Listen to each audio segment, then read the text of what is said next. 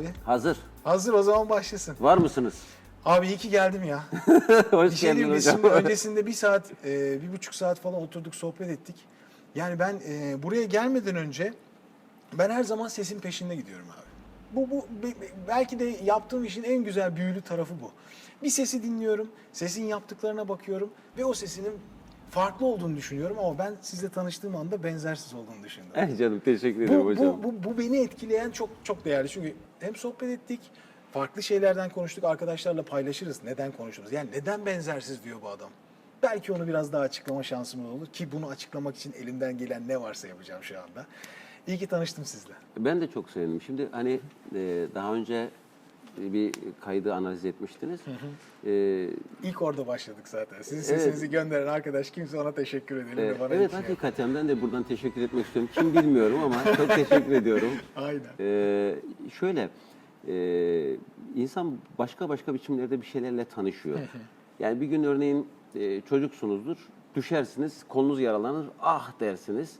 Bir başka gün işte bir yerinize iğne batar, ah dersiniz. Başka gün tırnağınız kesir, ah dersiniz. Ahın değişik biçimleriyle tanışırsınız. Bir gün öyle bir yerde ah dediğinizde o başka bir şeydir artık. Doğru. O ah. Yani başka açılardan bir şeyle defalarca tanışmak gerekiyor. Biz sizle orada bir tanıştık, şimdi bir daha tanıştık. Biraz önce sohbet ederken başka türlü bir daha tanıştık. Kesinlikle. İnsan değişik açılardan tanışınca, bir şeyi tanıyınca bir bağlılık duyuyor aslında. Bu çok keyifli bir şey oldu aramızda. Ben inanıyorum ki bu uzun yıllar devam edecek. İnşallah çok isterim. Zaten ama yani siz var olduğunuz sürece şarkılarınızı, ki öyle şarkılar dinledim ki sizden, tamamen kayıt dışı bunlar. Yani onlar nedir öyle ya? Öyle besteler dinledim ki sizden yol Onları üzerinde. yayınlayamıyoruz, biliyor musunuz? Ama bence yayınlamayı geçmiş durumdalar. Yani çünkü hani yayınlamak bir şarkıyı çıkarmak, fakat o anlamda değil, siz benzersiz bir şey yapmışsınız. Özel bir şey yapmışsınız ama hani ne anlamda yani türkücünün yaptığı tarz değil, bu başka bir şey olmuş artık. Evet. Kendinize ait yeni bir tarz oluşturmuşsunuz ve ben bunu mutlaka dinleyiciyle tanışacağını, duyacağını mutlaka inanıyorum. Aslında çok istiyorum. Ben bu kayıtları yapalı 7-8 yıl oldu. Daha öncesinde de başka kayıtlar üretmiştim. Ama bu kayıtların hiçbirini gittiğim firmalar yayınlamak istemediler, biliyor musunuz? Allah. Ya işte sen türkü söylüyorsun, böyle bir kitlen Böyle bir var, şey böyle yapma. bir şeye ulaştığında var olan kitleni kaybedersin falan gibi bir strateji, ticari strateji geliştiriyorlar. Doğru mudur bilmiyorum ama içimden gelen böyle bir şey. Ben hani son 10 yıldır neredeyse hiç türkü beste yapmadım mesela. Yaptığım besteler daha çok pop caz gibi, biraz hani daha farklı dinleyebiliriz kayıtları. Evet. Yani, solodasınız, sürekli soloda. Evet. Tam bir caz kültürü olmuş aslında. Farkında bile olmadan. Yani şöyle diyelim, ben türleri çok sevmem aslında. Yani şudur budur, Tabii isim etiketlemek vermek biraz işin öldürüyor zaten, işi, değil mi? tabii yani, çünkü dinlediğiniz şey size özel bir şey. Böyle demek lazım. Çok, Evet. gerçekten o Aman Geze Geze türküsündeki yorumların veya başka okuduğunuz türkülerdeki yorumların hepsinden işte hani Oğuz Aksaç'ı dinleyenler eminim, "Aa abi, sen aslında bunu yapmak istiyordun, şimdi yapmışsın, oh rahatlamışsın" gibi diyeceklerini düşünüyorum. Dinlerlerse sonunda. Şöyle bir şey soracağım. Şimdi daha doğrusu ben aslında size soru hazırlamadım. Şöyle, bir sürü arkadaşın sorusu var. Fakat tanıştıktan sonra aklıma bir sürü şey geldi ve sizle konuşurken de aynı şekilde devam ediyor. 11 yaşında opera dinleyen biri var. 11 yaşında bir çocuk emeğiyle kazandığı bir parayı operaya nasıl verir abi? Bunu bana bir anlatır mısın? Çok garip bir hikayedir. Şimdi pazar günleri çamaşır günleri olur. Biz Gecekondu'da büyümüş aileleriz. Pazar günleri Ankara'da. çamaşır günleridir Ankara'da. Kışın hava soğuktur. Dışarıda buz haline dönüşüyor çamaşırlar. Şöyle kırarsınız falan çamaşırlar. O haldedir. Of. O yüzden de evin içerisinde çiviler çakılır duvarlara. Duvarlarda ipler olur böyle. O iplere çamaşırlar asılır. Aradan televizyon izlersiniz. Pazar günleri. Üşümeyesiniz diye, çocuksunuzdur. Evin içerisinde leğende yıkarlar sizi falan. Bunlar hep yaşadık biz. Doğru. Ve orada işte Okay Temiz'dir, işte ne bileyim işte opera kayıtlardır vesairedir, böyle şeyler yayınlanır TRT'den. TRT'den tabii. Ben onları dinlerken çok etkileniyordum. 11 yaşındayken de sitelerde mobilya çırağıydım ben. Mobilya çırağı Mobilyacıda çıraklık yapıyordum. Haftalığımı alırdım. Birçok hafta sonu 11 yaşımda giderdim opera izlemeye. Mahalledeki arkadaşlarımla bahsettiklerim benimle dalga geçerlerdi. O ne lan işte Şoragan mı izleyeceğim falan derlerdi. Böyle ne demekse Şoragan. Şoragan operanın Ankaracası. Öyle garip hikayeler vardır ve yani buna ilgi duyuyor olmam hakikaten düşünüyorum. Hani 11 Nereden yaşında geliyor gece yani konduda sadece? yaşayan bir insan olarak operaya ilgi duyuyor olmam garip bir şey gerçekten. Müzik kulağının başka bir seviyesini gösteriyor bence. Yani Çünkü algılamanız herkesten farklıymış. Herkes aynı şeyi dinliyormuş ama siz başka değerlendirip gitmeye çalışıyorsunuz. ve bir de hani o dinlediğim şeylere öykünerek, taklit ederek vesaire o sesleri çıkartmaya çalışmam. Sonra sanatla ilgilenmeye başladığımda, müzikle ilgilenmeye başladığımda bunları kullanabiliyor olmam. Evet. Yani o yılların Tabii yatırımı müziğin içine aslında. de sokmak. 8 ayrı tür gırtlak yapabildiğini söylediniz değil mi? Farklı türde 8 8 değişik teknik. değişik teknik. Teknik. Bir tanesi bu opera var. Evet. Geri kalan 7'si ne? Anlatsak bir saat yeter mi? Bilmiyorum. Yani işte hani Neler falset var? sonları var. O falsetin yüksek nefes uygulanarak gerçek tona dönüşmesi var yüksek seslerde, yukarı registerlarda. Aşağıda bas seslere geldiğimizdeki kullandığım iki değişik teknik var. Ortalarda da bir hani bu arya tekniği dediğimiz teknikle bir de normal gırtlağı daha büzüp nefesi buradan idareli bir şekilde hızlı ama dar bir alandan yollayarak midleri daha yüksek bir ses biçim var. Ağzı da ona göre organize ederek. Öyle bir teknik var. Farklı. Ya değişik değişik birçok teknik geliştirdim kendi kendime. Epey zamanda oldu tabii bu değil mi? Tabii. Yani ben 26 yıldır geçti hatta. 26 yıl. Müzikle uğraşıyorum. 26 yılda oluştu bu iş. Yani bir de tabii şeyin de etkisi çok bende. Uğraştığım enstrümanların sesimi kullanma biçimi etkisi çok oldu İlk ne benim. zaman başladınız bir enstrüman çalmaya? İlk 90 yılında. 90 yılı. 90 yılın 90'ın 27 sonuna sene. doğru tabii. 90 yıllarında. İlk hangi enstrümanı çaldınız? İlk bağlamayla uğraştım ama ilk para kazandığım enstrüman zurnadır benim. Zurna. Düğünlerde zurna çaldım bir süre. Nerede çalıyordunuz düğünlerde? Ankara'da mı gene? Ankara'da. Ankara'da, süper, süper. Nereden baksanız bir 15-20 düğüne çalmışımdır yani. 15-20 düğün. Tabii. İyi para eder diyeceğim şimdi ama değildir herhalde. Yok, tabii, yok, değil mi? yok. Şimdi farklı türlerde okumalar var. Bir başlayan müzik yolculuğu var. Bizim sohbetlerimiz var. Şimdi onları harmanlıyorum yavaş yavaş. Diyorsunuz ki bir şarkıcı, bir türkücü, özellikle türkü okuyan biri enstrümana benzer. İyi okumanın içinde o yörenin enstrümanının çalışı vardır dediniz değil Tabii, mi? tabii ki mutlaka. Bunu biraz böyle sizden duymak Yani istiyorum. bu şöyle bir şey. Bir Erzurum türküsü okuyorsanız Hani şuna da bağlayayım. Arkadaşlar şunu çok soruyorlar. Hocam nasıl name yapacağım? Nasıl şunu çalışacağım? Aslında aslında ta bunun da temeli cevabı bu. Bu geliyor değil mi? Tam olarak cevabı bu aslında. Şimdi Erzurum türküsü okuyacaksanız Erzurum'da hangi enstrüman çalınıyor? Bağlama, zurna çalınıyor. Bağlama zurna. Şimdi, bir uzun hava okuyacağınızı varsayalım. İşte zurna çalmayı ya da çok dinlemişseniz, hayal edebilirseniz mesela öz canımdan çok sevdiğim Erzurum çaresiz düşme sıktım cidrame name. Hele kafillerden kalbeye de kururum. Kaderime boyun büktüm cidrame gibi. Tam Mesela bir zurna aslında. zurna düşüneceksiniz. Bir Elazığ'a gittiğiniz zaman orada klarnet çalıyor. O zaman klarnet gibi düşünmek gerekiyor. Örneğin. Akalazalım gamzedeler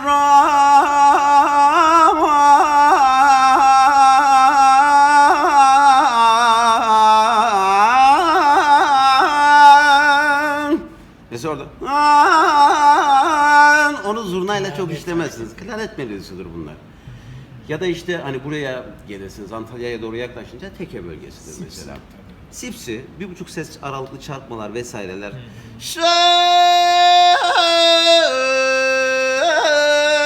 Sözünde giden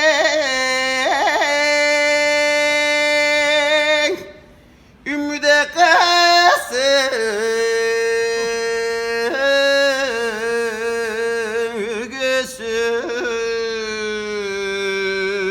gibi. Müthiş. Enstrümanı tanıdığınız zaman, bölgenin pazarını gezdiğiniz zaman, dili bildiğiniz zaman Bölgenin pazarını gezdiniz deyince siz gezdiniz mi her yeri? Anadolu'nun birçok Hangi yerini bölgenin? köy gezmişimdir. Pek çoğunu. Birçok Bunu- yerini. Çünkü sohbet sırasında geçmiş şeyleri de anlatıyorum ki bilmeyen arkadaşlar olur veya bu işi nasıl geliştirdiğini, kaç yaşında gezmeye Mesela başladınız, nereleri çok gezdiniz? erken başladım da mesela Gezip ne yaptınız? size anlattığım vardı ya, mesela İsmail diye bir arkadaşım vardı. Onunla 92 yılıydı. Bayrama yakın bir tarih. Düğün varmış orada da. Dedi ki işte düğün var, gidelim orada, bak bizim değişik türkülerimiz vardır, dinlersin falan filan. Hadi gidelim dedim. Çıktık gittik Nereye? Malatya'ya. otogara. Hiçbir yere yer yok. O bilet yok. Nasıl gideceğiz? İşte ya dedi, bagajda giderseniz götürelim sizi. Of. Normal para verdik ama bagajda Bagajda gidiyoruz. gideceksin. Bagajda bindik, gidiyoruz yata yata böyle. Bir yanımı döndüm. Cenaze götürüyorlar, biz yana gittik Malatya'ya kadar orada uzana. Sonra orada o düğüne katıldık. Bir günde kaldık. Sonra geri geldik. Orada notlar aldım vesaire. Çıktım geldim. Kaç enstrüman çalıyorsunuz? Yani profesyonel çalıyorum denilecek kadar hani Ya çünkü hani değil ama diyorsunuz ya, Elazığ klarnet. Yani bu sadece dinlemeyle mi yoksa çalarak, besleyerek mi gelişiyor?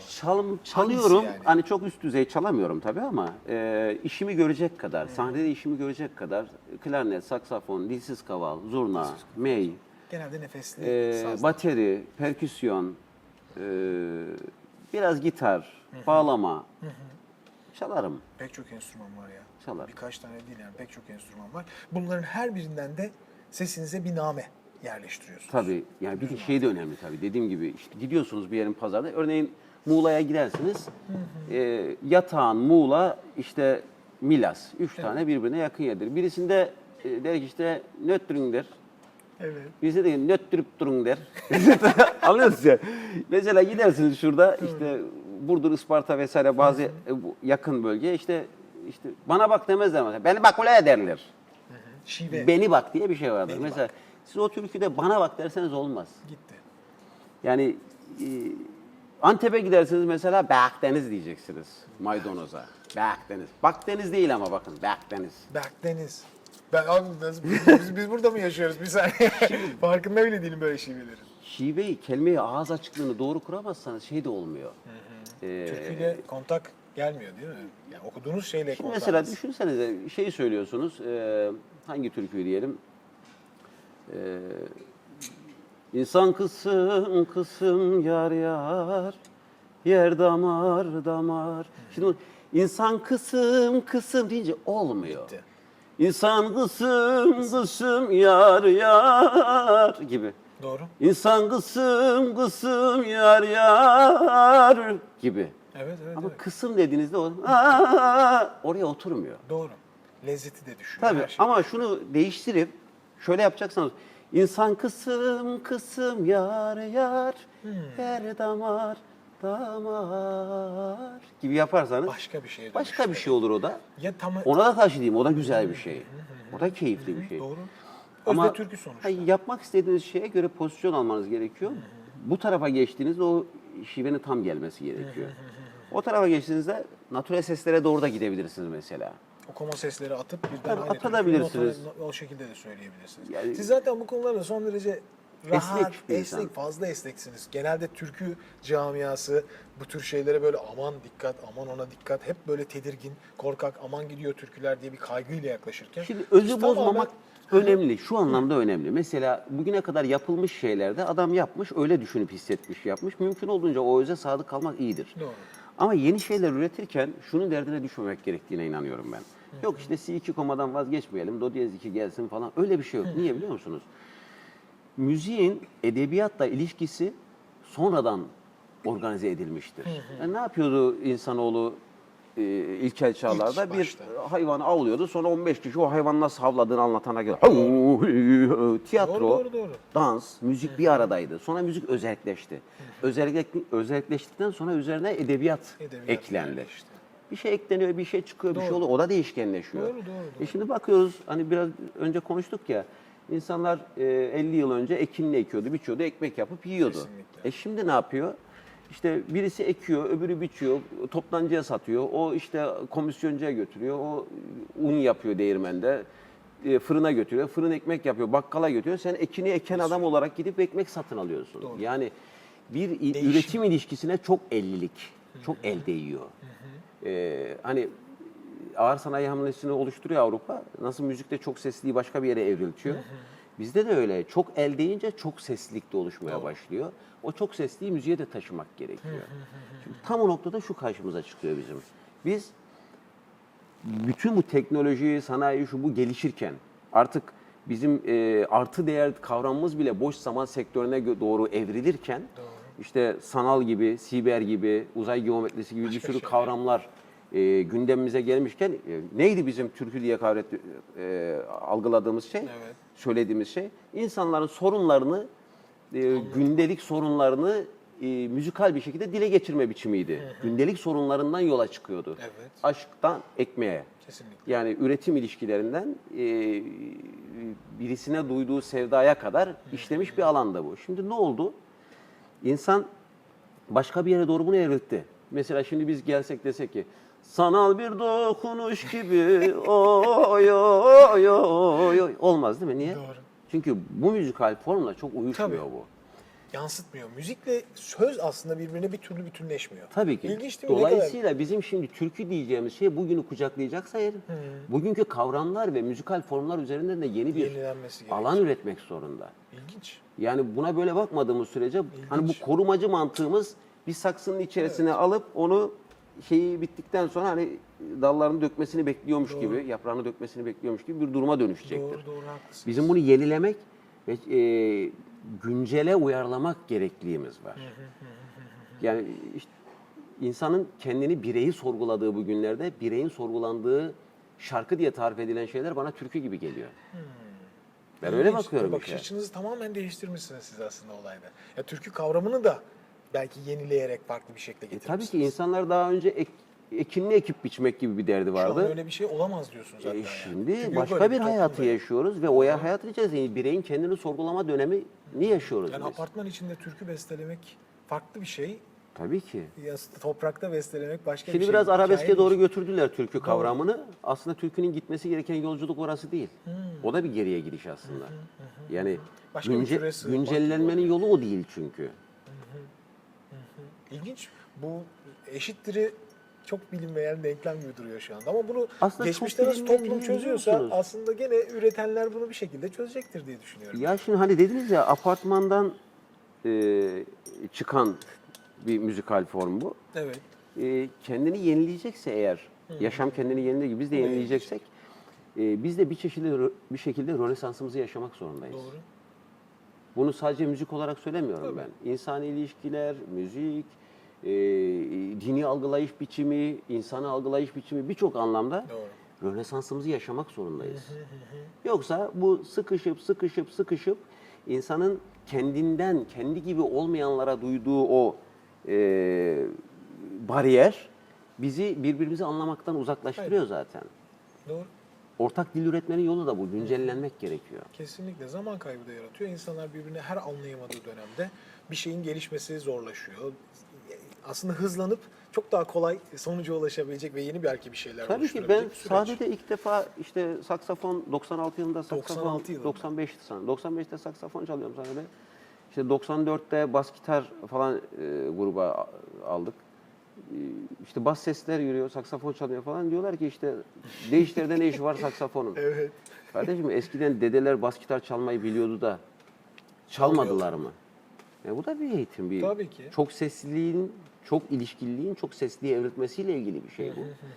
Ama ne oldu? Zaman içerisinde ben inat edip yaptıkça yerine oturdu bu iş. Doğru, haklısınız, haklısınız. Yani orijinal gerçekten. Mesela aklınıza nereden geliyor bu fikirler? Aman geze geze türküsünde bir anda oktav altı aşağı inip bir şeyler yapıp tekrar yukarı gitmek. Hani bu fikir dağarcığı nereden çıkıyor? Ben biraz şöyle düşünüyorum bunu. İsrailli bir kadını dinlemiştim. Çocuğuna ağıt yapmış. Çok etkilemişti beni. Aynı şeyi 1914 sanırım kaydı bir yani aynı mantıkta bir şey bir Yunan kadından dinledim. Sonra Balkanlardan bir kayıt dinledim. Sonra Hindistan'dan bir kayıt dinledim. Dünyanın birçok yerinin müziğini dinleme şansım oldu. Evet. Biraz meraklıyım. Ve gördüm ki acılarımız aslında birbirine benziyor. Acı ifadelerinden mi kastediyorsun? Yoksa Acılarımız acılar- da birbirine benziyor. Acılar da benziyor. Yani çünkü hani tamam bir ölüm ölen için bir şey değildir. Kalanın emek verdiği şeylerin yok olması kavramı üzerinden tarif edilen bencil bir şeydir aslında. Orijinal. Ama orada artık hayatında olmayacağı gerçekliği üzerinden bir rahatsızlık diyorsun. Onu harflerle, seslerle tanımlıyorsun. Mesela diyor ki birisi, atıyorum,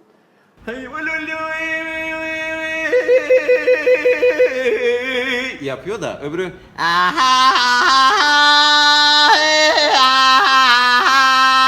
diyor mesela.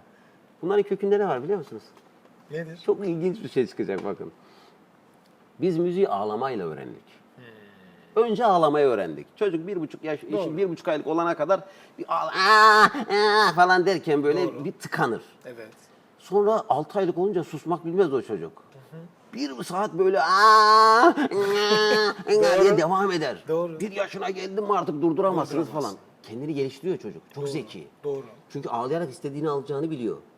O ağlama, o Sızlanmayı. acı, Evet, evet, evet. acı hissediyor gibi hissettirerek karşısından istediğini alıyor. Şimdi biz onu zamanla şuna getirdik.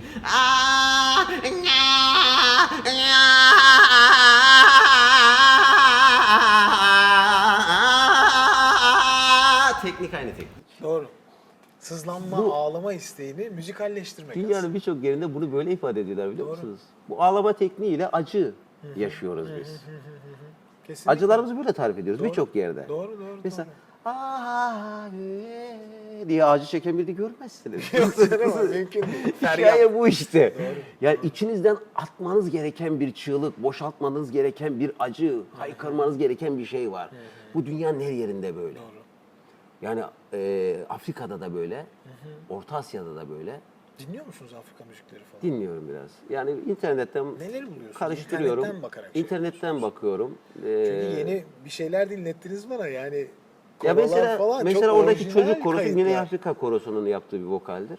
O da çıkmadı o kayıtla. Ama yani şimdi anlattıkça siz böyle kazıyacak herkes şimdi. O neymiş, o neymiş, o neymiş. Herkes merak Ondan eminim yani. Şimdi bu kaydı koyduğumuz anda başka bir sonuca gideceksiniz inşallah. Yani müzikal olarak tarif ettiğimiz şey bir defa hissetmediğiniz bir şeyi hissettiremezsiniz. Yani o nameleri yaparken zihninizden neler geçiyor? Bunların hepsi geçiyor mu? Ağlama hisleri, ne bileyim ifadelerde Bütün doğaçlamanızın dünyadan içinde koparım. neler var yani? Bütün dünyadan koparım. Söylediğim şeyle karşı karşıya kalırım. O beni etkiler, ben onu etkilerim. Yani aynaya bakıyor gibi değil de bir şeye, Odaklanıyor gibi. ben başka bir şeye bakarım. O baktığım şey de bana bakar. Birbirimize benzemeye başlarız bakışırken. Böyle garip bir şey bu. Değişik. Yani ama mutlaka sahnede ben bazen bunun esprisini de yaparım böyle. Ya arkadakileri güldürürler beni falan. Ya kuzum dedim uzun hava okuyacağım. Şimdi düşünsene borsadan işte Hayda. 20 bin lira kazanmışsınız. Şey Ne söyleyeceksiniz yapacağız? işte uzun hava söyleyeceksiniz. Olmaz o yani. Doğru. Beni o noktaya getirmemen lazım. Yani beni güldürmemen lazım. Evet, orada. ben de o moda girmeliyim önce ki ondan sonra devam. Ben bir şey hissettireceksem onu hissetmeliyim önce. Yoksa rol yapmış olursunuz. Tabii. Onu herkes anlar. Kesinlikle. İzleyici onu çok kolay anlar. Kesinlikle. Ya ben sohbetler sırasında sadece sizin böyle sadece türkü söyleyen bir kişi olmadığınızı da anladım. Çünkü nereden anladım arkadaşlar bakın. Yani bunu hakikaten anlamak için öyle her şeyi bilmek değil de yani ben şunları biliyorum da ondan anladım. Benim konservatuarda yazdığım bir tezim var. Hicazkar makamındaki türküler. Ben daha bunu anlatayım derken Oğuz abi ne dedi? Ben okudum onu. Nasıl dedim ya nereden okudunuz? Nasıl olabilir ya? Yayınlanmamış bir şey okul arşivinde. Ben arşivdeki kayıtları, arşivdeki bitirme tezlerini okuyorum dedi. Hepsini değil de Anlayın bazı yani. kayıtlar bana ulaştı Önemli dönem değil. dönem. Benimkinin ulaşması bir garip yani. Hicazkar makamındaki türküler hani internette yok, hiçbir yerde yok. Okulda ve çok şey bir iş. Bir de hani böyle değişik bir inceleme benim için okul bitirme tezi ama sizin bunu bulup Ben okumanız şey de benim yaptım. için Yani böyle Kürdi, işte derbeder, işte garip birçok makamla ilgili de kayıtlar karıştırdım biraz. Halep dediniz bana sohbet sırasında. Nasıl? Halep, pardon Harput Harput, dediniz. evet. Ya onunla ilgili de biraz konuşur muyuz? Benim çok hoşuma gitti o sohbet. Yani- Yani çünkü şöyle bir şey var arkadaşlar. Hani Osmanlı müziği ve halk müziği benzer bir dönemde yaşamış müzik. Hangisi hangisinden etkilendi diye bir sohbet vardır. Bunun dışında biz tam onları sohbet ederken bir anda bana Harput'tan bahsettiniz ve benim aklımda ne yaktınız biliyor musunuz? Ben bundan sonra kafamda Harput'a doğru bir ok çizdim kendime. Bir Ama yolculuk Harput çizdim. hakikaten çok önemli bir yer. Çünkü dünyanın ilk kültür başkentlerinden birisidir Harput. Mesela Mısır, Kahire. Burada Harput, aşağıda İsfahan. Ama hangi tarihler? 2000 sene önceden mi Tabii bahsediyorsunuz? 2000 seneden de önce. Anadolu'nun ilk Ondan da yerleşimi, önce Mezopotamya'dan yani. Tabii. ilk yerleşimdeki. Yani dünyada makamsal müziğin olduğu ilk yer dediniz, değil mi? dünyada ne ezan ne çan sesi varken Harput'ta makam müziği Makam yapılırmış müziği var. tabii makam Bunun müziği. kayıtları var mı? Ya kayıttan Ya kastım öyle bir tabii ki kayıt kayıt tabii değil olamaz. ama parşömen bir şeyden geçme bir şey var mı bilgi? Şimdi şöyle Mısır, İsfahan ve Harput'la ilgili yazılar çok fazla var zaten. Yani Toplanmış bilgiler mevcut. İsfahan biraz daha farklı tabii. Orası müzikal olarak değil de orada biraz daha edebi güç biraz farklı. Doğru. Ama mesela gitarın, kemanın Cezayir üzerinden Avrupa'ya girmesi Mısır'dan. İşte burada Harput müziğinin makamsal zenginliği. Bunlar çok önemli şeyler. Harput hani saray müziğinden etkilenmiş ki diye tarif edilir değildir. Tam tersine Özde bir müzik var. Çevreye Harput müziğinden saray müziği daha çok Evet çok orijinal. etkilenmiştir. Siz gittiniz mi? Gezdiniz mi? Muhtemelen Tabii, zaten tabii ki yapmışsınızdır gezdim. bunları. Pek çok yeri gezdiniz. gittiğim yerde gezerim, durmam ben. Pazarlar. Tabii Sokak, pazar, kahve, çarşı, kahve. pazar, kahve bunlar. Kahve kültürüne değer veriyorsunuz yani o kahvehanedeki ortama. Şimdi insanlar kahvelerde başka türlü muhabbet ederler. Birbirleriyle laf dalaşında olurlar, birbirlerine bir şeyler anlatırlar. Böyle aslında onların gündelik yaşamındaki esprili yanlarını orada görebilirsiniz. Pazarlarda da direkt hani böyle tam sokak ağzı vardır. O sokakta nasıl konuşulduğunu orada görürsünüz. Çünkü gidersiniz bir ailenin evine sizle düzgün bir Türkçeyle konuşmaya çalışırlar. Ama pazar öyle değildir. Gidersiniz şuradan Burdur'un pazarına işte beni bak ula diye seslenirler değil mi? Olduğu gibi halini görmek Değil mi? için Bana onları bak demezler, tercih beni bak derler Beni mesela bak, değil mi? Doğru. Yani orada bunu oluyoruz. hani aslında güzel bir keşif mekanizması. Biz de bir sürü yeri gezmeyi seviyoruz ama hani olduğu gibi görebilmek için bir yeri temel işte kahvehaneye git, pazarlarında gez, ne bileyim bunlar çok basit güzel yöntem. Tabii tabii. Yani işte dedim ya işte Antep'e giderseniz Bakdeniz Baktınız. tabii. Ama Bakdeniz derseniz olmaz işte. Doğru. Çok haklısınız. Çok haklısınız. Şimdi bir yolculuk var, bir müzik yolculuğu var. Tabii bunun ne kadarından bahsedebiliriz bilmiyorum. Uzun yıllar halk müziğine gönül vermiş, bununla uğraşmış bir insansınız ve bunun için de bir sürü emek harcamışsınız. Yani Çok. kitaplarını okumaktan tutun okul tezlerini okumaya, sokaklarında gezmekten yani bir büyük kültürü incelemişsiniz. Başka bir şey sormak istiyorum. Anadolu dışında gezdiğiniz kültürler var mı bu tarzda? Yoksa sadece Anadolu'dan mı böyle bir gezdiniz? Gittiğiniz her yerde böyle misiniz? Yani? Her yerde böyleyim ben. Uzak Doğu'ya gittim. İşte çok hayran oldum adamlara bir defa. Hani müzikal olarak bakmıyorum sadece olaya ben. İşte diyorum ya ben Harput'a gittim ben mesela. Orada bizim Çetin diye bir arkadaşım vardır. Ondan bir tekerleme öğrenmiştim mesela. Ben tekerlemeleri çok severim. Hatta buradan da söyleyeyim yani bölgesinin tekerlemelerini bana gönderenler olursa sevinirim. Benim için çok önemlidir ne kadar tekerlemeler. Çok, orijinal. çok keyif alırım. Çok orijinal. Mesela giderim böyle hani bir Elazığlı olduğu zaman hemen masaya oturup başlarım. Dutun gıkkı liginde çullu garga pınigi yumurtasını almış gidi komşu itin hani gidedim bir külbe vuran ben onun kel başına ne dem anam duyamadım başına. Dutun gıkkı liginde şimdi kel kerkezler var komşu için en iyi böyüdü oldu zakar külbe vurmak mümkün mü onun kel kafasına küçükken acımıştık o şimdi bizi boğar atımı ne gerine işletirem al çuka komşu itirginlerin esmaya baba çıka bir nazar ise çatlardı kavurma çineleri. Ondan korkar kaçardı dere hamam cinleri at mı kaldı egerini alçuka işletecek topal eşek bile kalmadı mezraya götürecek ipi billah sivriküllah nemme nazar edecek diye böyle. Bu ne ya? Bu nedir? Bu nasıl ezberlediniz böyle? Acayip seviyorum. Yani Allah Allah. şimdi size gündüz kayıtlarımı dinlettim. Yani yaptığım şeyler, ürettiğim şeyler biraz hani son 10 yıldır neredeyse hiç türkü yapmadım. Genelde biraz batı sanatlı besteler yapıyorum genelde. Ama yaşadığım toprakların kültürüne çok duyarlıyım, çok Evet. meraklıyım. Gittiğim yerde böyle ilginç şeyler, ilginç tekerlemeler, küfürler falan çok değişik şeylere çok kulak kabartırım hemen. Çok keyif alıyorum bundan. Abi siz ne yapacaksınız? Ben var ya şimdi düşünüyorum. Bu kadar bilgi. Bunları bir yerlerde depolayın.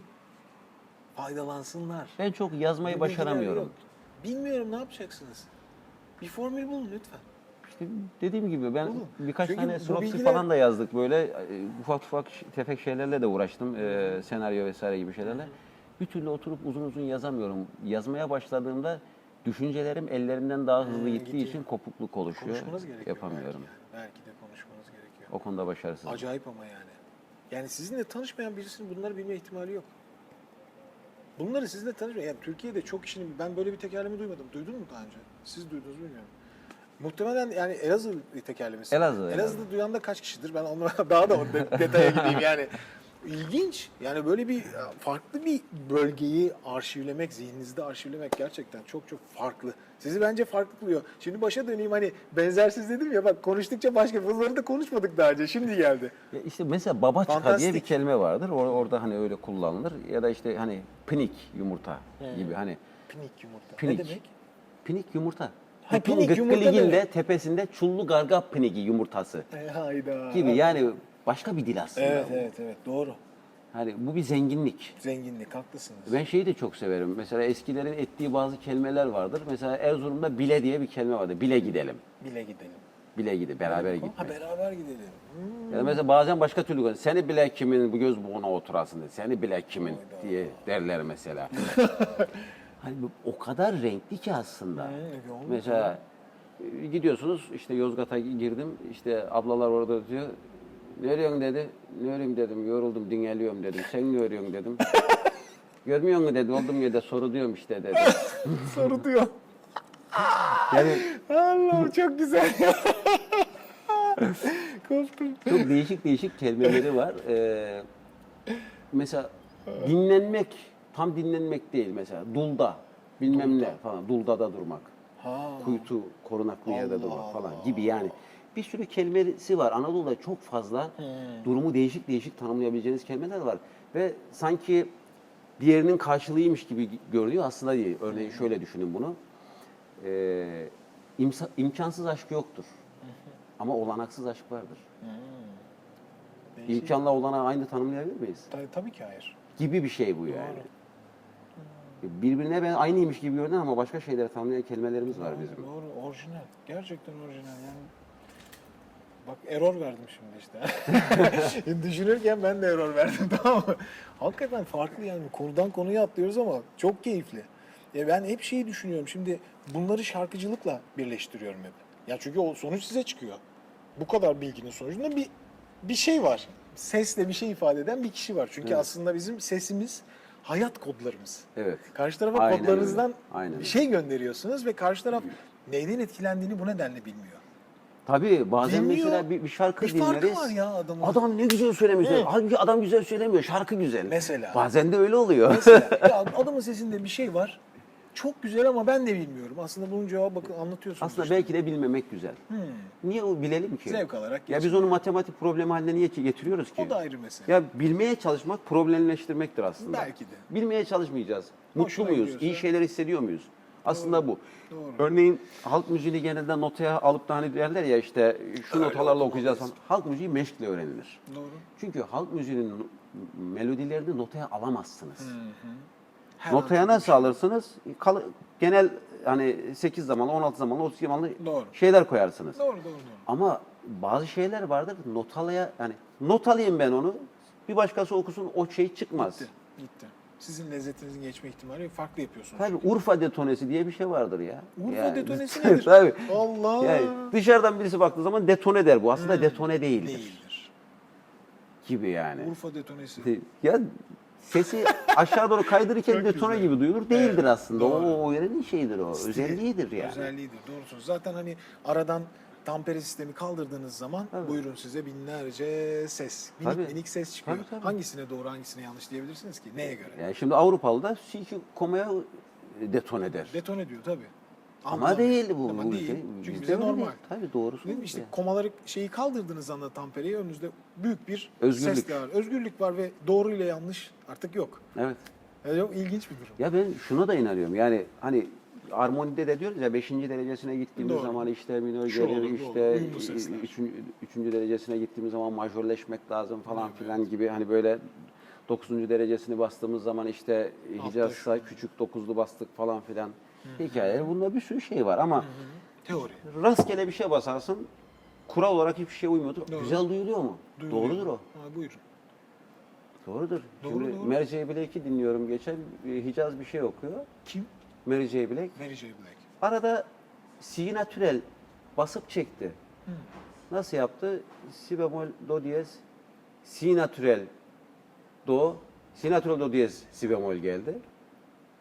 Allah Allah. Kural olarak yanlış ama Evet. güzel duyuluyor. Ama güzel duyuluyor. Nasıl olacak değil mi? Müzik hani seslerin ahenkli bir Ahenkli şekilde bir kulağa şekilde. gelmesiydi. O zaman doğru bu. Doğru. O zaman doğru. Müzikte kurallar vardır. Sonra o kuralları bölen ancaklar vardır. Ya da şöyle de düşünmek lazım. Müzikte kural koyanlar vardır. Bir de koymayanlar vardır. Ben böyle bakıyorum bir de. Yani çünkü kural koyduğunuz zaman her şey güzel olacak diye bir Tabii, sonuç tabii. aslında yok. Rastgele bir şey basarım, hoş gelir bana. Yani örneğin Mississippi'de, New Orleans'ta siyahi insanlar çalarken nota bilgisiyle mi çalıyordu? Bir şey Tabii. yok. Rast eli nereye geliyorsa basıyordu, güzel geliyorsa Tabii. o hikaye budur. Müziğin içinden uyumlu bir kısmı bulduğunuz zaman, bunu kural hale getirdiğiniz zaman sonsuz bir kural değil aslında. Tabii. Müziğin içinde uyumlu bulduğunuz bir şey. Tabii. Belki müzikte daha büyük deryalar var içine Kesinlikle. girdiğiniz zaman. Bilemeyeceğiniz şeyler var. O zaman hala sırlar gizli. Hani en çok internette gençlerin ve herkesin konuştuğu, ya 8 notada bu kadar şey üretiliyor. Ama müzik o kadar işte dar değil aslında. Belki böyle bakmak lazım. Mısırlı Ahmet'in çok güzel bir lafı vardı. Diyor ki 1, 2, 3, 4, 1, 2, 3. Niye 4'e geri 1'e geliyorum arkadaş diyor. Niye dördüncü? Ya 4'e kadar gitmişim. Niye geri 1'e geldim? Devam edeyim biraz bırak diyor. 5, 6, 7, 8. Haklısınız yani. Şeye gittiğimizde Serdar'la biz beraber İran'a gitmiştik. Orada Sohrab ve Purnazeli ile konuşmuştuk. Bizim halk müziğimizde de var bunlar. Söz üzerine kurulan ritimler olduğu için işte 28 zamanlı, 14 zaman, 17 zaman nereye uzuyorsa. Ama müthiş bir lezzet katıyor bu. Hintlilerin 3+5'leri vardır mesela. Yani bir sistem var ama aslında o sistem çok görünür bir kural içeriyor. Ve belki dağıldığınız zaman çok daha böyle, belki daha mutlu olacaksınız ya, bilemezsiniz. Bu yani. yüzmek gibi. Korkarak giriyorsunuz içine. Suyun üstünde kalmayı öğrendin mi? Oba gelsin Değil mi? falan öyle bir şey oluyor. İşte neden farklı bir insanla karşı karşıya olduğumuzu anlatmanın en güzel yolu siz anlatıyorsunuz aslında. Genelde ülkemizdeki türkü söyleyen, sadece türküyle ilgilenen şarkıcıların hayat bakışları ve vizyonları çok dardır. Çok dar, bu gerçek. Bunu biliyorum. Ben de İTÜ Halk Müziği mezunuyum. Sadece bir şeyle ilgilenirler, onunla yaşarlar. Saygı duymak lazım. Bu da güzel bir şeydir. Dediğim gibi müzikten bir pay edinmişlerdir ama bu şekilde baktığınız zaman herkesle Orijinalde arkadaş de veya yaşatması gereken insanlar var. %100. Bazıları da onu yapmalı. herkesin zevki var işte yani. Arşiv müziği yapanlar vardır. Mesela işte Ender var, bizim Cengiz Hoca var. Cengiz Özkan. Ya bunlar da mesela daha otantiği çok güzel Doğru. tanımlıyorlar mesela. Onu da yapan insana ihtiyacımız var, bunda yapan Herkese ihtiyacımız var. ihtiyaç Öbürüne var de ya. ihtiyaç var. Yani başka ruhlar ve bakış açılarına Kesinlikle. ihtiyacımız var. Hiç beğenmediğimiz bir bakış açısı bir gün başka bir şeyi kafamızda tetikleyip evet ya dedirtebilir bize. Herkes için ayrıca. Herkese tetikletebilir. Çünkü bilgi de, inanç da, şu da bu da zaman geçtikçe değişkenleşiyor. Değişkenleşmeli ya da. Değişkenmiş böyle. Doğru. Yani bugün inandığımız bilgiye 35 yıl sonra inanıyor da olabiliriz. İnan. Bir şey öğrenip ben bugüne kadar yanılmışım da diyebiliriz. Bundan korkmamalıyız ama. Kesinlikle. Yani 80 yaşına geldik ya belki 5 sene yaşarım burada yaşamam. Bu saatten sonra inandıklarımı ya da düşüncelerimi değiştiremem şeyiyle yaşarsanız bu sefer bir yalanın içerisinde olma ihtimalinizden mutlu olduğunuz gerçeği çıkar buradan. Şimdi birazcık Şimdi önce Kadim Dostlar Konağı bize bir çay daha ısmarlar mı acaba? ya biz çaysız kaldık. Zor durumlara düştük. Bak, Bu arada çok reklama bak. Reklama bak. Kadim Dostlar Konağı Antalya'dayız şu anda. Sağ olsunlar. Çok teşekkür ederiz bu arada. Sağ olun konukseverliğiniz için. Şey olur ya böyle. Çek açlar da çek diye. Harika, her şey. Güzel, çok güzel. Pek çok kişinin sorusu var size. O kadar çok sorusu var ki. Yani Yanıtlayalım ben de elimizden bilmiyorum. geldiğince. Benim aklıma son bir şey gelmişti sohbet ederken. Hedefiniz nedir? Var mı bir hedefiniz? Şimdi garip bir cevap vereceğim size. Verin, garip yani cevap olsun. ilginçlik yapmaya çalışıyor diyeceksiniz değil mi? Yok, Bence öyle demeyeceğim. olacak ama ben yine Hiç de öyle öyle demeyeceğim. söyleyeceğim. Zaten yaptığınız her şey bence farklı. Zaten farklı. Şimdi gökkuşağının altından geçemezsiniz. Siz ne kadar giderseniz o kadar ileri gider. Tamam. Şimdi en büyük hedefiniz bir araba almaktır hayaliniz. Arabayı alırsınız, bitti mi? Ev almak istersiniz. Evi alırsınız, bir iş yerim olsun. O bir evleneyim dersiniz. Doğru. Çocuğumu. Siz gittikçe hedef büyür. İnsanoğlu böyle. Doğru. Ben kendime hedef koymamayı seçtim müzik adına. Ama edinimler, yani sahiplikler adına bir hedef koydum. Onu da geçtim. Bundan sonra sahiplikler adına şuyum da olsun, buyum da olsun, arabam uçağım olsun derdim yok. Onun için de zaten arkadaşlar görüyordu. Çok çalışmam, çok çalışmayı sevmem. Güzel. Ha, evet. Keyifli çalışırım. Keyifli çalışma. Tabii beni onur eden, mutlu eden yerlerde Kesinlikle kendimi ifade etmek isterim. Sahiplikler adına Bu. bu. Ama müzikal olarak bir hedefim yok. Çünkü her gittiğim yerde daha ileri bir yeri görüyorum. Gidiyorsunuz ve görüntü büyüyor. Daha ileride bir yer görüyorsunuz. Oraya gitmek istiyorsunuz. Doğru.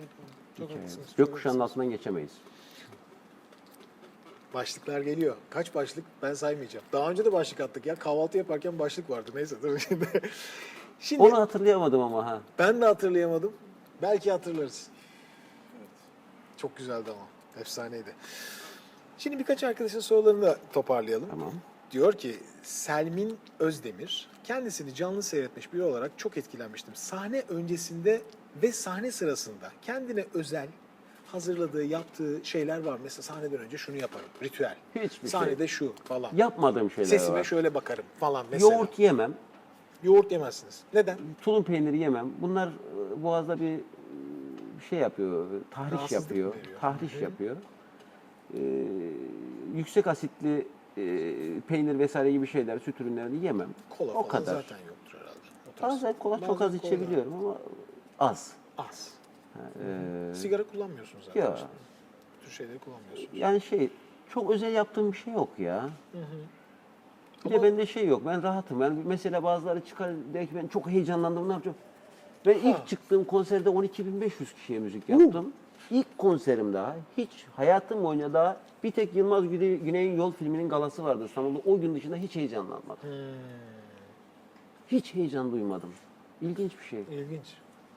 Karakter demek böylesiniz. Normalde heyecanlı biri misiniz? Ya Daha sakin. rahat bir insanım Sakin, böyle. rahat Yani bir insansınız. sahnede Sahnede onu de evde de yansıtıyorsunuz. tabii. Yani evde kanepemde oturuyor gibi oturup müziğimi yaparım yani. Müthiş ya, süper. Sahnede de benzer şekilde devam. Hiçbir şeyden heyecanlanmaz mı insan? Ama çok güzel bir şey olabilir yani, bu sizin yansıtma biçiminiz herhalde. İlginç. Garipsiyorum kendimi Müzik bu anlamda. yapmaktan heyecanlanıyorsunuzdur herhalde. Hayır. Hiç heyecanlanmıyorsunuz. Nasıl bir şey yani? Yani hiç heyecan yani Sakin sakin işinize konsantre yani oluyorsunuz. çıkıyorum çünkü hani orada çıkıp da ne yapacağımı biliyorum ya. Ne yapabileceğimi de biliyorum. Bazen mesela bir sese çıkamayacak gibi oluyorum. O gün öyle oluyor mesela. O sesten nasıl kaçarım? Şu tekniği mi deneyeyim, bu tekniğe mi geçeyim falan filan. Öyle kapatıyorum. Anlıyorum. Duygusal olarak çok biraz düşüklük oluyor orada. Onu ben fark ediyorum. Dışarıdan adam çok fark edemese de ben fark ediyorum. Anlıyorum. Ama onun dışında hani ondan da ay ben yapamadım falan diye Bir şey yok. şeye de girmiyorum. Böyle bir Evet, evet. psikolojiye de girmiyorum. Orijinal, orijinal çok güzel, çok güzel. Rahatım. Çok güzel. Yapamadım. Ne var yani burada? Şimdi bir arkadaş diyor ki Mutlucan, ses aralığı ve ses renginiz tam olarak nedir? Buyurunuz. Bugün beraber baktık. Baktık. 4 oktav, 4 bir ses. oktav, bir ses. Ama olarak bu gözüküyor. çıkartılabilir ses. Tabii. Kullanılabilir ses olarak 3 oktav civarında kullanabiliyorum. 3 oktav kullanıyorsunuz. Tabii buna bir ses rengi olarak bariton, bas bariton, yüksek bariton hepsini kapsıyorsunuz gördüğüm kadarıyla. Şöyle söyleyeyim. Baritonal bir renginiz var sizin ama Aslında bas- bariton bas ama baslarda bayağı yani iniyorsunuz. bayağı iniyorum. Evet. Hani mikrofonla müzik yaptığımda 3,5 oktavlık bir alanı kullanabiliyorum.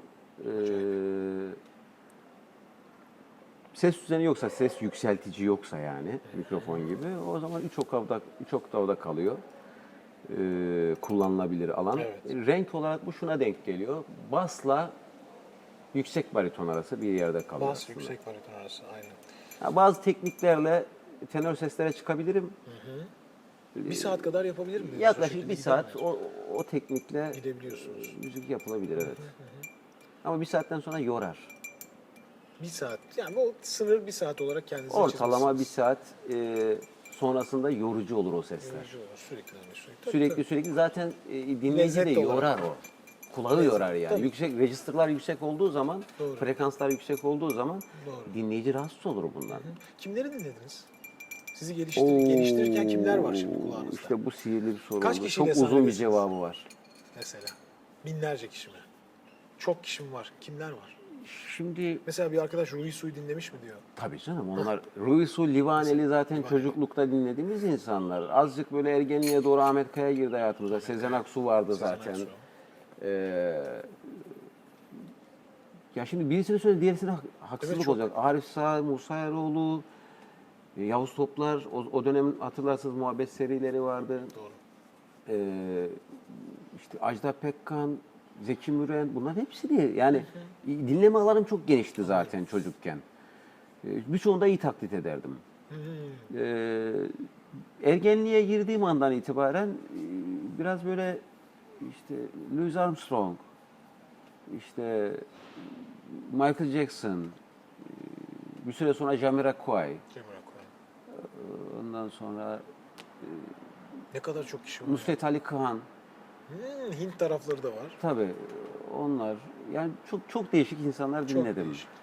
Dinlemekten yorulmuyorsunuz yani. Yok. Etkilenmekten Bobby yorulmuyorsunuz. McFerrin, Bobby McFerrin. George Benson. Bunlar önemli adamlar. Al çok severim. En zor soru buymuş. Ya çok var ama ya. Çok En fazla zoru isim buymuş. var. Ama pek çok kişiden etkilendiğiniz belli yani. Ya şimdi mesela Yerel halk Ezgi'nin günlüğü sanatçısını- çok seviyorum Ha, mesela. Sonradan eklenen şeyler oldu böyle. Soundlar, sesler oldu. Müzikal. Doğru. Mesela hani ses rengi olarak sadece ses olarak mı, müzikal olarak mı? Her şekilde olabilir. Ses olarak sormuş ama tahmin ediyorum. Etkilendiğiniz o soruların içinde var. Etkilendiğiniz o özellikle Rui Su var mı diye sormuş galiba biliyormuş daha önceden. Ama sizde bayağı bir uzun bir şey var belli. Mesela Pek bu çok ara şey var. Bora Uzer diye bir Bora arkadaş Uzer, var. evet, evet. Ben onun ses rengini beğeniyorum mesela. Sesini kullanma biçimini beğeniyorum mesela. Siz zaten bu funk tarzlara çok daha iyi yatkınsınız. Mesela çok var. Umut Kaya diye bir arkadaş var. Rock söylüyor. O da böyle söyleme biçimi hoşuma gidiyor. Daha kirli okuyan bir vokal galiba biraz. Ben öyle hatırlıyorum. Yanlış mı Ha, hatırlıyorum emin değilim. güzel ama keyifli geliyor. Ya, O da İzmirli galiba, Şimdi İzmirli. filmin çok- ismini saymayınca da sonra şey oluyor. Yok belli ki sizinki bunların çok daha fazlası olduğu belli zaten. Mesela şeyde taze seslerden Nazlı'nın sesi güzel. Nazlı Öksüz'ün sesi güzeldir. Ben severim. Nazlı Halk Öksüz. müziğinde. Ben tanımıyordum. Siz dedikten sonra dinlemeye çalışacağım. Güzel oku. Ben seviyorum Nazlı'nın sesini. Başka çok var ya. Çok var. Sizi etkileyenleri ilk saydıklarınız ama. En ilk etkilendikleriniz onlar herhalde. Tabii ilk Peki gırtlak çarpmaları nereden geliyor? Acayip çarpmalar var sizde. Repertuar çok yani çarpmalar. ben çok dedim yani Anadolu'nun birçok yerini gezme şansım oldu. Gezdiğim yerlerde de yöresel sanatçıların albümlerini alıp dinleyip pazarlarını gezip kahvelerine gidip o söyleme biçimini iyi anlamaya çalıştım. İşte ben Kapadokya'da dansçılık yaptım 3 yıl, 4 yıla yakın. O dönemde mesela Azeri dostlarımız vardı. Azeri müziğine çok aşina oldum. Yani Azeri söylüyoruz falan diye takılan arkadaşlarımızın birçoğunun Azeri okumadığını gördüm mesela onlarla tanıştıktan sonra. Çünkü orada çok farklı bir şey var. Hani onların da söyleme biçimi çok farklı. Farklı. Tabii o akordeon gibi, tar gibi düşünülerek Evet. söylenmesi gereken Doğru, bir şeydir. o. doğru haklısınız. Yani Ve zaten mesela diyor, ne yapıyor işte? Sevgilim denizdedir falan diyor, değil mi? Mesela onların da öyle bir orijinal, şeyi vardı. Çok orijinal, evet. Yani, Akordeon gibi geldi. hatta onların yani o mesela biz en son işte İran'a gittiğimizde gene benzer çarpmaları hep duyduk, gırtlak çarpmalarını. Azerbaycan'daki çarpmalarla, Mugam çarpmalarıyla İran'daki de birbirinden farklıydı. Tabii, tabii. Stil çok ayrılıyor yani. Yakındır ama, Yakın ama farklı. hissedilir evet. Benziyor evet, yani çalış biçimiyle alakalı dediğiniz gibi.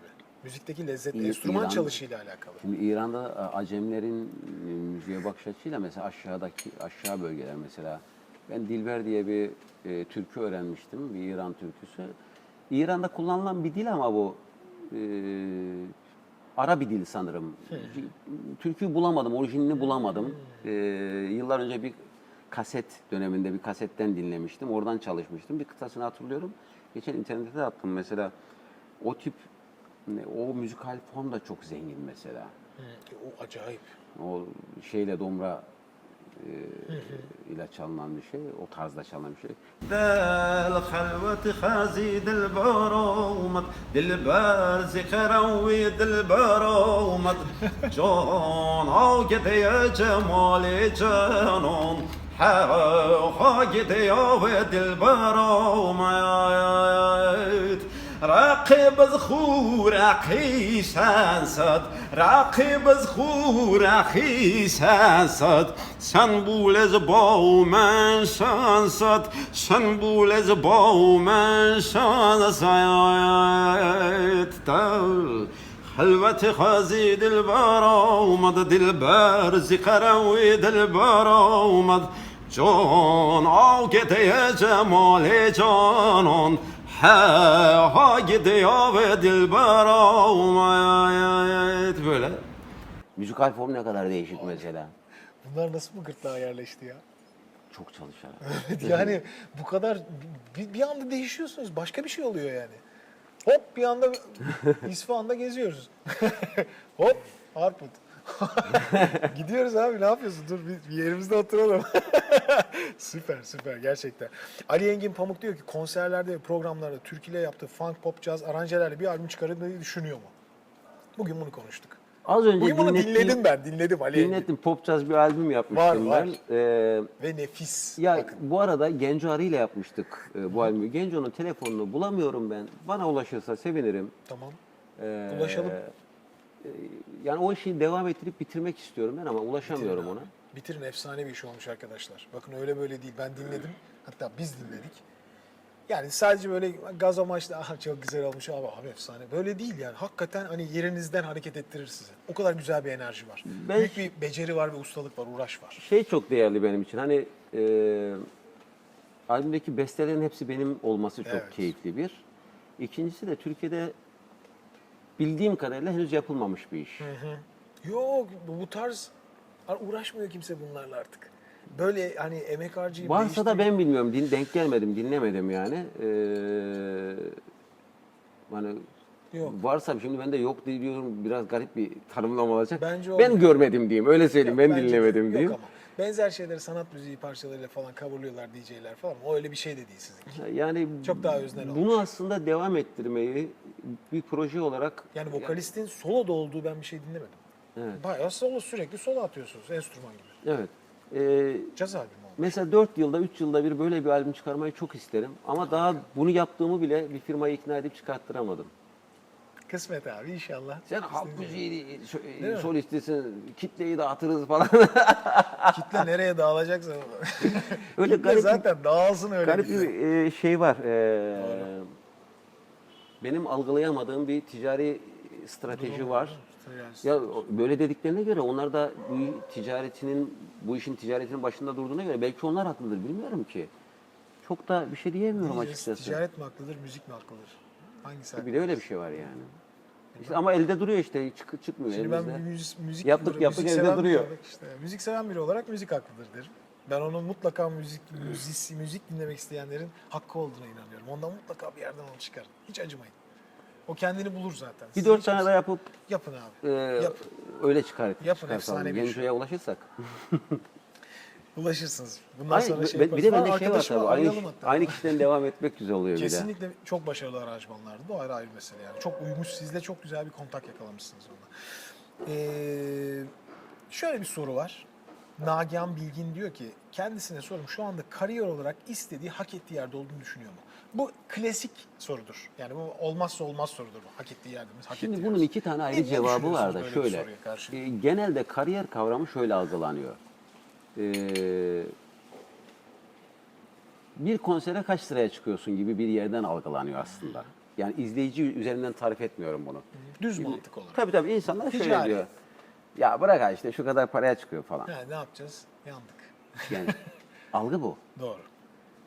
Ve sahiplikler üzerinden tanımlanan hiçbir şey sanatsal, işte Değil. kültürel bilmem ne olarak üst kavramlar içermez. Doğru. Benim fikrim bu. Doğru.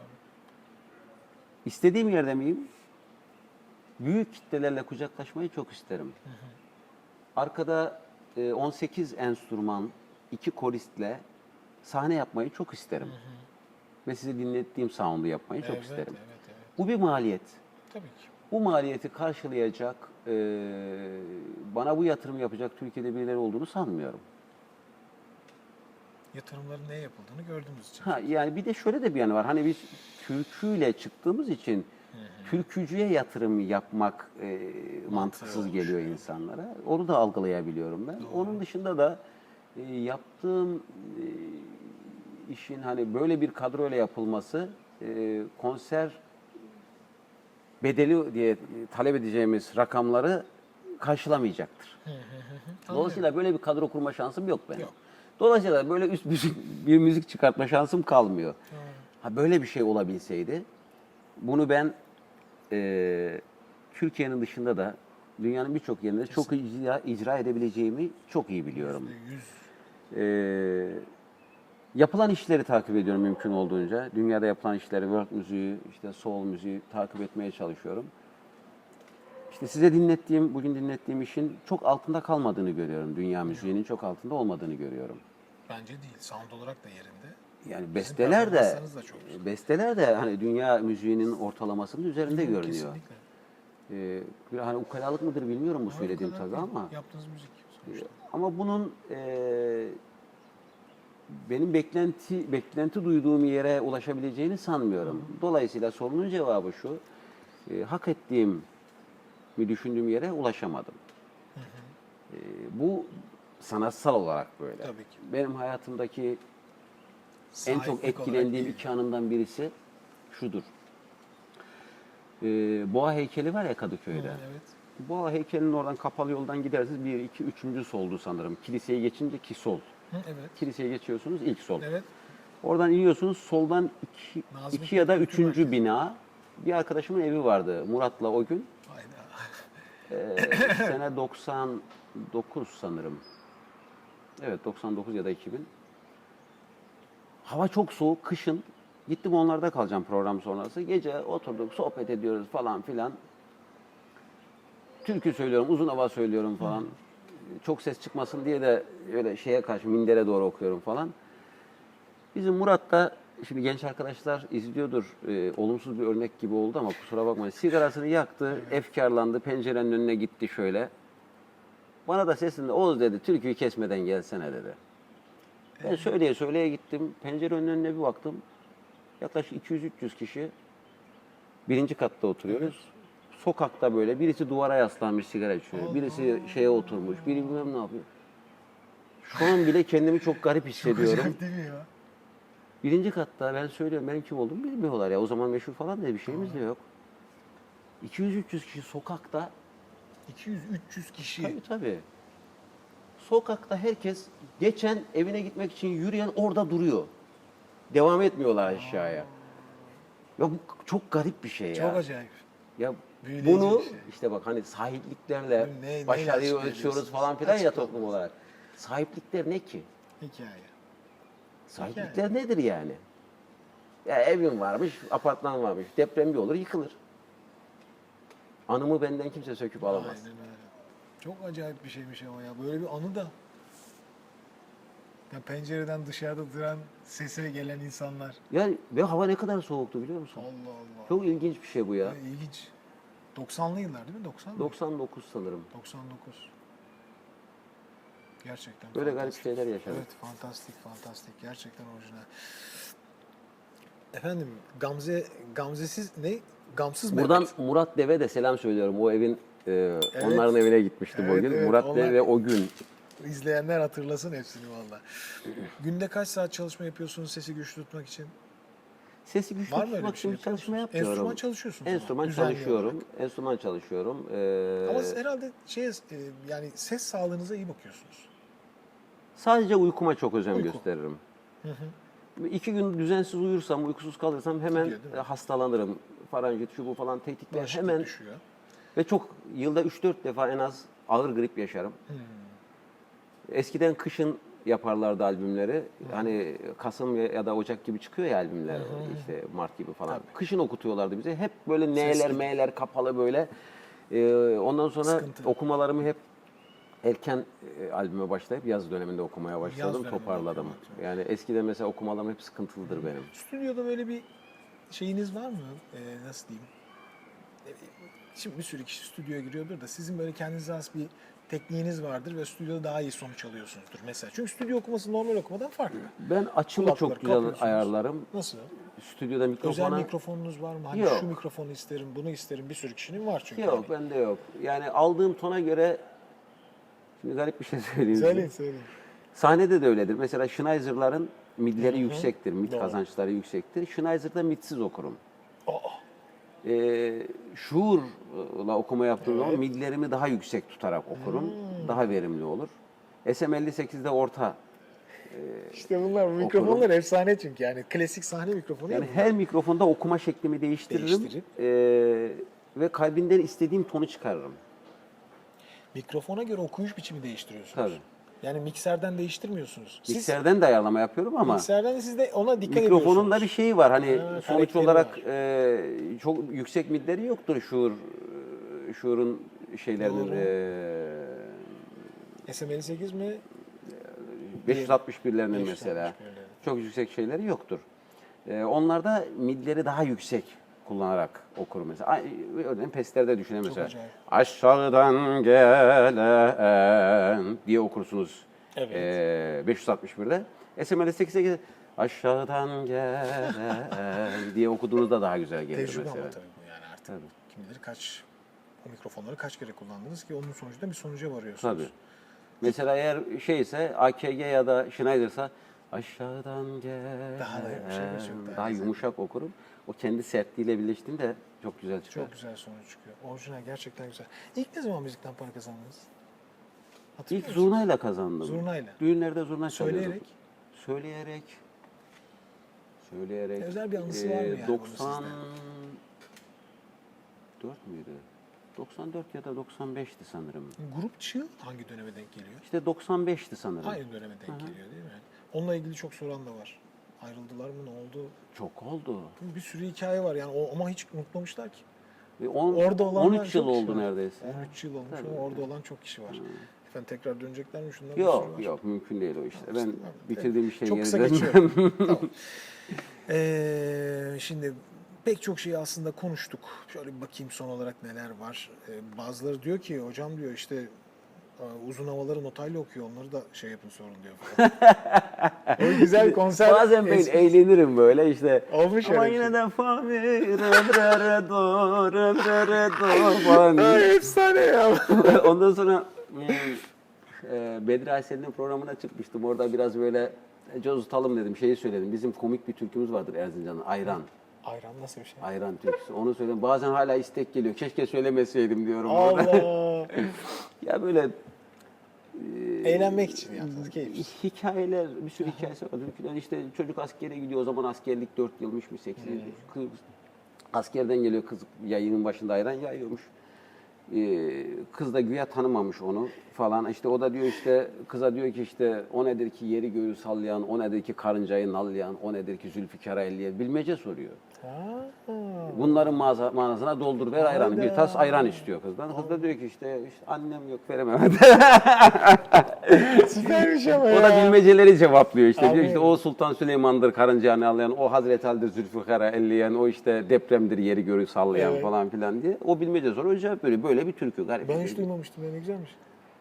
Güzel bir Değişik. İçeriği o kadar güzel ki. Farklı yani. Ben böyle bir türkümüz olduğunu bilmiyordum. Hani soru soruyor cevaplıyor falan. Ya öyle komik komik türkülerimiz var. Ya Erzincan'ın çok güzel türküleri var ama bu türkü bana çok komik geliyor. Siz hangi yöreye daha kendinize yakın buluyorsunuz okuma zevki olarak?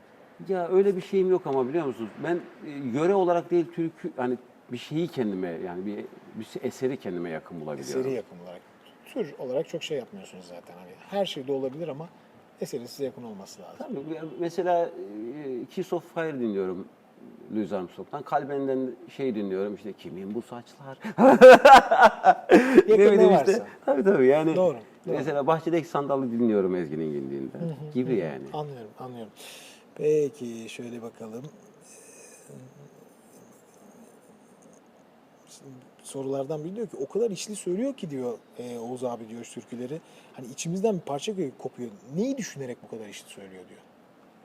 Bu çok klasik bir sorudur aslında ama. Özel Ama var mı her bir şey? bir şeyi söylerken başka bir şey düşünürsünüz, öbürünü söylerken Hayda. bence Bir de eklemiş sözün not. içinde kaybolmak yeterli.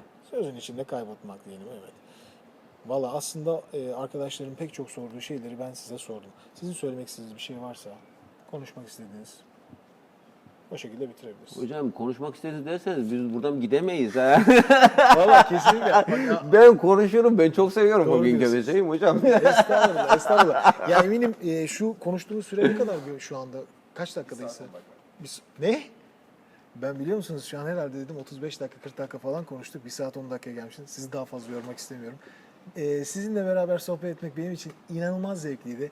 Ya ben diyorum ya bu iş biterken diyorum ki siz bu bildiklerinizi ne olursunuz bu konuşmalara saklamayın.